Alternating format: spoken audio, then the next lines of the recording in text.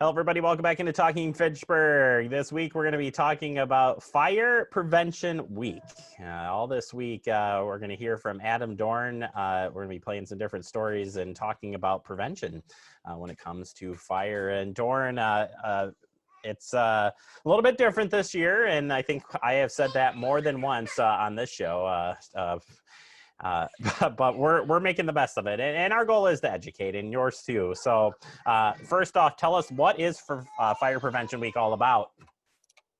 Well, thanks for having me on the show again. Fire Prevention Week this year is going to be based on serving up fire safety in the kitchen. That is the theme for this year.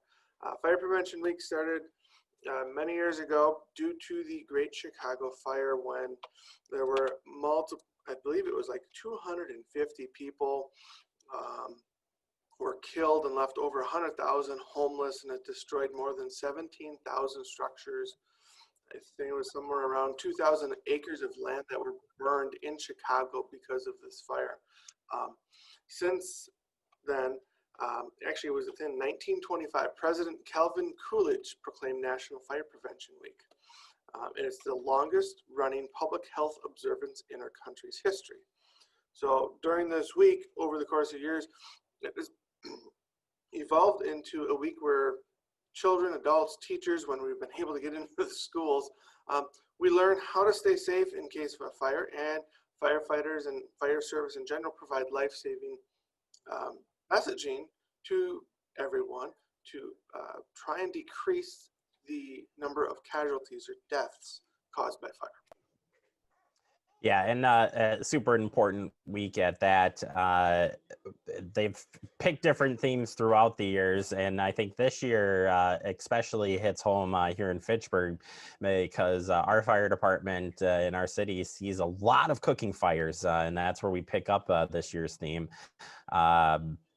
Boy, you throw in COVID and everybody being at home, that adds to this. I suppose you would expect more, but nationwide we've seen the fires, cooking fires up significantly, house fires at that. So as you're kind of reminiscing of all the safety years and talking about cooking fires, from what you've seen and heard, where do we even start with prevention?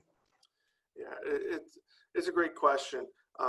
Like you said, since people have been home through the COVID pandemic, the number of calls that we have seen have, personally here in Fitchburg, we haven't seen too many increases in the number of fires or cooking fires that we have responded to. They have gone up a little bit, but nationally and even regionally in our state, the number of burns and cooking fires and home fires has gone up. There have been more people killed in homes, if I remember correctly, this year than other years, just because of that. We've been home more.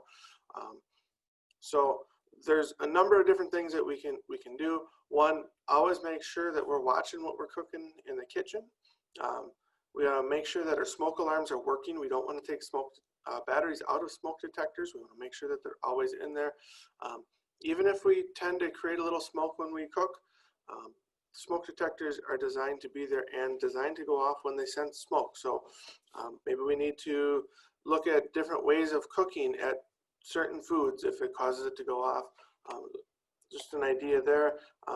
We will always want to make sure that we have a way to get out of every room in our house. So we want to make sure we have a fire escape plan, not just for the times of day that you want to do it, but think about it when it would be at night, middle of the night, whether it's raining or snowing, because a fire can happen at any point in time, and we need to know what to do whenever that happens.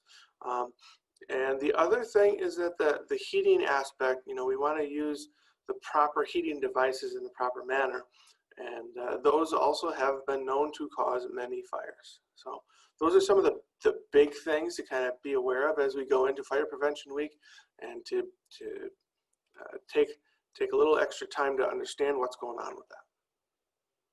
Yeah, absolutely. And focusing in on the kitchen component of this, Dorn, we've talked a lot about safety in the kitchen and stuff, but some of the bare basics can get you into trouble when you are in the kitchen. And focusing on that, when we are cooking something or have something in the stove, why is it so important to be in the area, keeping an eye on it? And I know you're like, well, that's just a dumb question, but honestly, why is it so important?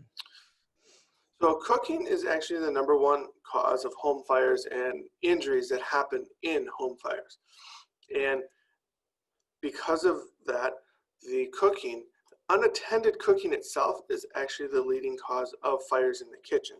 So a lot of times when, I'll just say pre-COVID, we would start something in the kitchen and we'd have all these other things to do. We'd have to get going. We might forget about that we started something and there could be a fire. Now with us being around a little bit more, we're not so much to leave the cooking unattended, but what we've seen is that there's been a higher number of scald burns or hot liquid burns to people in general, and that includes like liquids from coffee or even microwave soup, that kind of stuff. All of those things just lead into being able to have a safe place in the kitchen for the adults and the children. Serve up fire safety in the kitchen. That is the theme this year for Fire Prevention Week. We're going to spend all week long talking about this with Adam and trying to get out some prevention tips and refreshers for you. It's like putting batteries into the smoke detectors and testing those out. We're going to go through all of that this week. Dorn, thank you so much. Looking forward to working with you this week on fire prevention safety. Absolutely. Thanks for having me again. Thank you, Adam Dorn, Fitchburg Fire Department. We'll check back with him again every day this week as we help promote Fire Prevention Week. Take a quick break. More to come. You're watching Talking Fitchburg.